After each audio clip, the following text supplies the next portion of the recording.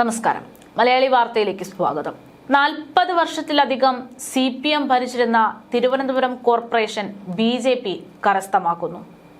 ഒരിക്കലും കേരളത്തിൽ ഒരു താമര വിരിയില്ല എന്ന് പറയുന്ന സ്ഥലത്താണ് ഇതുവരെ ഒരു കോർപ്പറേഷൻ പോലും സ്വന്തമായി ലഭിക്കാതിരുന്ന BJPക്ക് തലസ്ഥാന നഗരിയിലെ കോർപ്പറേഷൻ തന്നെ സ്വന്തമാക്കാൻ സാധിച്ചത്.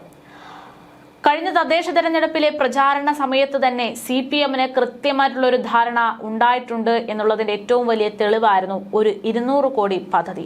അതായത് തദ്ദേശ തെരഞ്ഞെടുപ്പ് കഴിഞ്ഞ മേയർ ആര്യ രാജേന്ദ്രൻ അരങ്ങൊഴിഞ്ഞതിനു ശേഷം പുതിയൊരു മേയറായിട്ട് ഒരാൾ വരുന്നതിന് തൊട്ട് മുൻപ് തിരുവനന്തപുരത്ത് മേയർ ഇല്ല എന്നുള്ളൊരു അവസ്ഥയിൽ സർക്കാർ ഒരു നടപടി സ്വീകരിക്കുന്നു. തിരുവനന്തപുരം കോർപ്പറേഷനിലെ തനത് ഫണ്ടിൽ നിന്ന് 200 കോടി രൂപ അത് ട്രഷറിയിലേക്ക് മാറ്റണമെന്നുള്ള ഉത്തരവ്.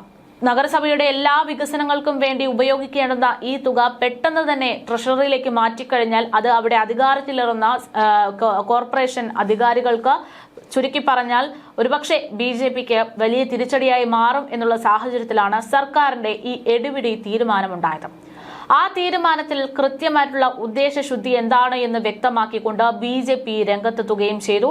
ഇപ്പോഴിതാ ഈ വിഷയത്തിൽ ഒരു നിർണായകമായിട്ടുള്ള തീരുമാനത്തിലേക്ക് എത്തിയിരിക്കുകയാണ്. തിരുവനന്തപുരം നഗരസഭയിലെ തനത് ഫണ്ടായിട്ടുള്ള 200 കോടി രൂപ സർക്കാരിന്റെ ട്രഷറി അക്കൗണ്ടിലേക്ക് നൽകണമെന്ന ആവശ്യം തള്ളിയിരിക്കുകയാണ് കോർപ്പറേഷൻ എന്നുള്ളതാണ് ഏറ്റവും അടുത്ത വിവരം. 200 കോടി രൂപ കോർപ്പറേഷനിൽ നിന്ന് നൽകുകയാണ് എങ്കിൽ വലിയ സാമ്പത്തിക ബാധ്യത ഉണ്ടാകും എന്നത് വിലയിരുത്തിയതിന്റെ അടിസ്ഥാനത്തിലാണ് നടപടി. ഇത് ചൂണ്ടിക്കാട്ടി കോർപ്പറേഷൻ സെക്രട്ടറി സർക്കാരിന് കത്ത് നൽകാൻ തീരുമാനിക്കുന്നു. തിരുവനന്തപുരം നഗരസഭയുടെ തനത് ഫണ്ടിൽ നിന്ന് 200 കോടി രൂപ അടിയന്തരമായി പിൻവലിച്ച് സംസ്ഥാന ട്രഷറിയിലേക്ക് അടയ്ക്കണമെന്നതായിരുന്നു സംസ്ഥാന സർക്കാരിന്റെ ഉത്തരവ്. ഈ ഉത്തരവിനെതിരെയാണ് ഇപ്പോൾ നിർണായകമായിട്ടുള്ള ഒരു തീരുമാനം കോർപ്പറേഷനിൽ നിന്ന് ഉണ്ടാകുന്നത്. ഇതിന്റെ തുടക്കത്തിൽ ഞാൻ പറഞ്ഞതുപോലെ ഇത് ഒരു പക്ഷേ BJPക്ക് നൽകിയിട്ടുള്ള ഏറ്റവും വലിയൊരു കനത്ത തിരിച്ചടിയായി മാറും എന്നുള്ള വിലയിരുത്തലായിരുന്നു കാര്യങ്ങൾ പോയിക്കൊണ്ടിരുന്നത്. കാരണം ഏറ്റവും വലിയ വികസനം തിരുവനന്തപുരം അല്ലെങ്കിൽ കേരളം ഇന്നേ വരെ കണ്ടിട്ടില്ലാത്ത തരത്തിലൊരു വികസനമാണ് തങ്ങൾ ലക്ഷ്യമിടുന്നത് എന്ന് പറഞ്ഞുകൊണ്ടാണ് BJPയുടെ ഒരു രംഗപ്രവേശം ഉണ്ടായത്. മാറേണ്ടുന്നത് മാറും, മാറ്റേണ്ടത് മാറ്റും, മാറേണ്ടുന്നത് പലതും മാറി എന്നുള്ള ഉറച്ച വിശ്വാസത്തിലാണ് BJP. ആ ഒരു സാഹചര്യത്തിൽ ഇനി ഇത്രയും കാലമുണ്ടായിട്ടുള്ള ഭരണ മികവിനേക്കാൾ മുൻപന്തിയിലേക്ക് BJP എത്തിക്കഴിഞ്ഞാൽ അവർ പറയുന്ന ടാഗ് ലൈൻ അതുപോലെ തന്നെ പ്രാവർത്തികമായി എന്ന് ജനങ്ങൾക്ക് വ്യക്തമാകുമെന്നും അതുവഴി ഒരുപക്ഷെ BJPയുടെ ഒരു വളർച്ച സ്ഥിരപ്പെടുത്താൻ സാധിക്കുമെന്നുള്ള ഭയം ഒരുപക്ഷെ ഈ ഇടതുപക്ഷത്തിന് ഉണ്ടായിട്ടുണ്ട് എന്നതാണ് ഇത്തരം ഒരു തീരുമാനത്തിലൂടെ ജനങ്ങൾ വിലയിരുത്തുന്നത്. കാരണം തദ്ദേശ തിരഞ്ഞെടുപ്പിന് തൊട്ടു മുമ്പ് തന്നെ അഥവാ BJP ആണ് ഇവിടെ രക്ഷപ്പെടുന്നതെങ്കിൽ, ഇവിടെ വിജയിക്കുന്നത് എങ്കിൽ അവർക്ക് ഒരു പണിയായിട്ട് കിടക്കട്ടെ എന്ന തരത്തിലാണ് ഈ ഒരു നടപടി എന്നുള്ളൊരു ആക്ഷേപം നിലനിൽക്കുന്നുണ്ട്. അങ്ങനെ ഒരു സാഹചര്യത്തിൽ ഒരുപക്ഷെ BJPയുടെ വിജയം ഈ CPMകാർ ഒരുപാട് ഭയന്നിരുന്നു എന്നത് തന്നെ നമുക്ക് മനസ്സിലാക്കേണ്ടി വരും. എന്തായാലും ഇത്തരത്തിൽ BJPക്ക് കൊടുക്കാൻ ഉദ്ദേശിച്ച ആ കടുത്ത പണി അതിനൊരു വെട്ട് തന്നെ ആയിരിക്കുകയാണ്.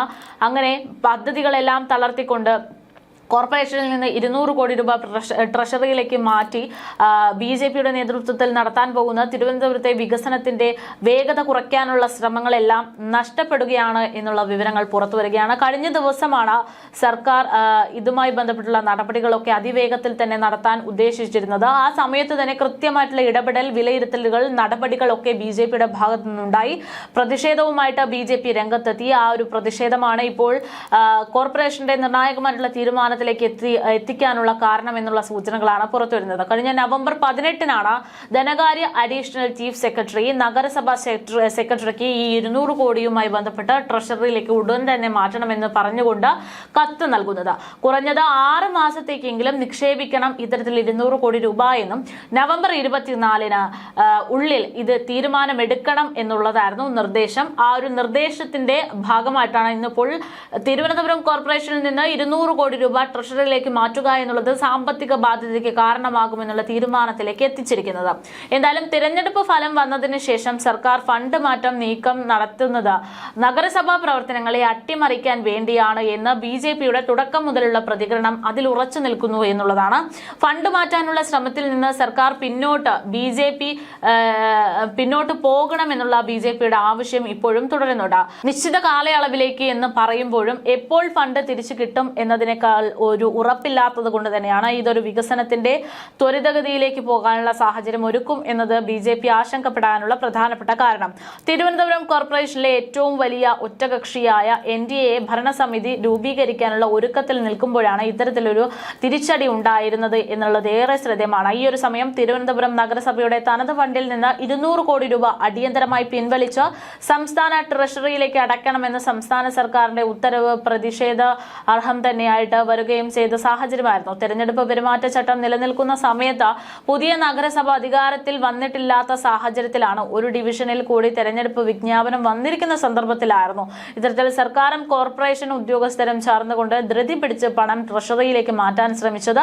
ഇത് പുതിയ ഭരണസമിതി വരുന്ന സമയത്ത് പഴയ ഉത്തരവിന്റെ പേരും പറഞ്ഞ് നഗരസഭയുടെ തനത് ഫണ്ട് മാറ്റുന്നത് നഗരസഭയുടെ പ്രവർത്തനം അട്ടിമറിക്കാൻ വേണ്ടിയാണ് എന്ന് ചൂണ്ടിക്കാണിച്ചുകൊണ്ട് BJP രംഗത്തെത്തുകയായിരുന്നു. ഈ ശ്രമത്തിൽ നിന്ന് സർക്കാർ പിന്തിരിയണമെന്ന് BJP ആവശ്യപ്പെട്ടു. തെരഞ്ഞെടുപ്പ് പെരുമാറ്റച്ചട്ടം നിലനിൽക്കുന്ന സാഹചര്യത്തിൽ കോർപ്പറേഷൻ സെക്രട്ടറിയുടെ നടപടി തെരഞ്ഞെടുപ്പ് കമ്മീഷൻ തടയണമെന്നായിരുന്നു BJP തുടക്കം മുതൽ തന്നെ ഈ വിഷയത്തിൽ ആവശ്യപ്പെട്ടത്. BJP സംസ്ഥാന general secretary advocate S. Suresh ഈ വിഷയത്തിൽ പ്രതികരിച്ച് രംഗത്തെത്തി. തിരുവനന്തപുരം കോർപ്പറേഷന്റെ തനത് ഫണ്ടിൽ നിന്ന് 200 കോടി അടിയന്തരമായി മാറ്റാൻ സംസ്ഥാന സർക്കാർ ശ്രമിക്കുന്നത് പുതിയ ഭരണസമിതിയെ പ്രതിസന്ധിയിലാക്കാൻ വേണ്ടി തന്നെയാണെന്ന് BJP സിറ്റി ജില്ലാ അധ്യക്ഷൻ കരമന ജയനും പ്രതികരിച്ചു. എന്തായാലും എന്തെല്ലാം തരത്തിൽ BJPയെ തകർക്കാനുള്ള ശ്രമങ്ങൾ CPMന്റെ ഭാഗത്തു നിന്നുണ്ടായി കഴിഞ്ഞാലും അതിനെയൊക്കെ കൃത്യമായിട്ട് പ്ലാനിങ്ങിന്റെയും മനസ്സിലാക്കലിന്റെയും അടിസ്ഥാനപരമായിട്ടുള്ള കാര്യങ്ങളുടെ വിലയിരുത്തലിന്റെ ഒക്കെ അടിസ്ഥാനത്തിൽ പ്രതിസന്ധികളെ മറികടന്നുകൊണ്ട് BJP വികസനം മുൻതൂക്കം കൊടുത്തുകൊണ്ട് തന്നെ മുന്നോട്ട് പോകും എന്ന് ഉറച്ചു പറയുകയാണ് BJP പ്രവർത്തകർ. കഴിഞ്ഞ ദിവസം ഈ വിഷയവുമായി ബന്ധപ്പെട്ട മലയാളി വാർത്തയോട് കരമന ജയൻ പ്രതികരിച്ചതിലെ കൂടെ ഈ ഉത്തരവ് വന്നത് ഞാൻ മനസ്സിലാക്കുന്നത് കഴിഞ്ഞ നവംബർ മാസം 18-ാം തീയതിയാണ്. നവംബർ മാസം 18-ാം തീയതി എന്ന് പറയുമ്പോൾ തെരഞ്ഞെടുപ്പിന്റെ ചൂട് നിലനിൽക്കുന്ന സമയമാണ്. അവർക്ക് പരാജയം നേരത്തെ തന്നെ മണത്തു എന്നുള്ളതിന് ഉത്തമ ഉദാഹരണമാണ് ഒരു സർക്കാർ ഉത്തരവ് കഴിഞ്ഞ നവംബർ മാസം 18-ാം തീയതി തിരുവനന്തപുരം നഗരസഭയിൽ അവർ ആ ഉത്തരവ് അയച്ചത്. ഇതിൽ നിന്ന് ഞാൻ മനസ്സിലാക്കുന്നത് അവർക്ക് തീർച്ചയായിട്ടും അറിയാം പരാജയപ്പെട്ടു പോകും. അപ്പോൾ ഇനി അടുത്ത വഴി എന്താണ്? പ്രതിസന്ധി നിലനിർത്തണമെങ്കിൽ എങ്ങനെ നിലനിർത്തണം? തീർച്ചയായിട്ടും സാമ്പത്തികത്തിന്റെ കാര്യത്തിൽ തന്നെയാണ്. പണമാണല്ലോ എല്ലാ വികസന പ്രവർത്തനം. ഒരു പുതിയ പ്രോജക്റ്റ് വരികയാണെങ്കിലും അതുപോലെ തന്നെ ഈവൻ ശമ്പളം കൊടുക്കണമെങ്കിൽ പോലും നമുക്ക് പണം ആവശ്യമാണ്. ആ പണത്തിന് സാമ്പത്തിക പ്രതിസന്ധി സൃഷ്ടിക്കുവാൻ വേണ്ടിയാണ് ഇത്തരത്തിലൊരു ഉത്തരവ് അവർ ഇറക്കിയത്. പണ്ടൊക്കെ സർക്കാർ ഉത്തരവ് വരുമ്പോൾ ഏകപക്ഷീയമായി മേയർ ആന്റിസിപ്പേറ്ററി കൊടുക്കാറുണ്ട്. പലപ്പോഴും ഞാൻ സഭയിൽ പറഞ്ഞിട്ടുണ്ട്, ഒരു ആന്റിസിപ്പേറ്ററി മേയർ ആകരുത്. മുൻകൂർ അനുമതി കൊടുത്തതിന് ശേഷം ഒരു 4-5 മാസം കഴിഞ്ഞതിന് ശേഷമാണ് സഭയിൽ തന്നെ അജണ്ടയിൽ വരുന്നത്. ഇങ്ങനെ ഒരു ഉത്തരവ് ഉണ്ടായിരുന്നു, ആ ഉത്തരവിന്റെ അടിസ്ഥാനത്തിൽ പണം അനുവദിക്കപ്പെട്ടു അല്ലെങ്കിൽ ഇന്ന കാര്യം ചെയ്യപ്പെട്ടു എന്നൊക്കെ പറയുന്നത്. പക്ഷെ ഇനിയിപ്പോ അതല്ലല്ലോ. ഭാരതീയ ജനതാ പാർട്ടി നേതൃത്വം കൊടുക്കുന്ന ദേശീയ ജനാധിപത്യ സഖ്യത്തിന്റെ ഒരു ഭരണസമിതി ആയിരിക്കും ഇനിയിപ്പോൾ ഉണ്ടാവാൻ പോകുന്നത്. അങ്ങനെ സർക്കാർ ഉത്തരവുകളെ പൂർണ്ണമായിട്ടും അങ്ങ് എല്ലാ കാര്യത്തിലും അനുകൂലിക്കാൻ നമുക്ക് പറ്റത്തില്ല. കാരണം ഒരു കൗൺസിലുണ്ട്, ആ കൗൺസിലിന്റെ തീരുമാനം ആവശ്യമാണ്. ഏത് ഉത്തരവ് നടപ്പിലാക്കണമെങ്കിലും ആ ഉത്തരവ് അജണ്ടയിൽ ഉണ്ടാവണം. അജണ്ടയിൽ ഉണ്ടാക്കി കൗൺസിൽ പാസ്സായാൽ മാത്രമേ ആ ഉത്തരവ് നടപ്പിലാക്കാൻ നമുക്ക് സാധിക്കും. സർക്കാർ സാവൂക്കി എന്നൊക്കെ പറഞ്ഞുകൊണ്ടാണ് അതിൽ വരുന്നത് സർക്കാർ ഉത്തരവ്. പക്ഷേ ആ ഉത്തരവുകളൊക്കെ നടപ്പിലാക്കണമെങ്കിൽ കൗൺസിൽ കൂടി മാത്രമേ. ഇപ്പോൾ ഒരു ഉത്തരവ് വന്നു ഞാൻ അറിയുന്നു. പക്ഷെ ആ ഉത്തരവൊക്കെ ഇനിയിപ്പോ അടുത്ത് വരുന്ന കൗൺസിലുകളിൽ വരുന്ന സമയത്ത് BJPക്ക് എന്ത് ചെയ്യണമെന്ന് നമുക്കറിയാം. അവര് എത്ര തരത്തിലുള്ള പ്രതിസന്ധി സൃഷ്ടിച്ചാലും, ഏത് തരത്തിലും, അത് സാമ്പത്തികത്തിന്റെ കാര്യത്തിലല്ല, ഭരണത്തിന്റെ കാര്യത്തിലായിരുന്നാലും ഏത് തരത്തിലും ഒരു പ്രതിസന്ധി സൃഷ്ടിച്ചാൽ അത് മറികടക്കുവാനുള്ള കെൽപ്പ് BJPയുടെ ഇപ്പോൾ ഉണ്ടാകാൻ പോകുന്ന നേതൃത്വത്തിലുണ്ട്.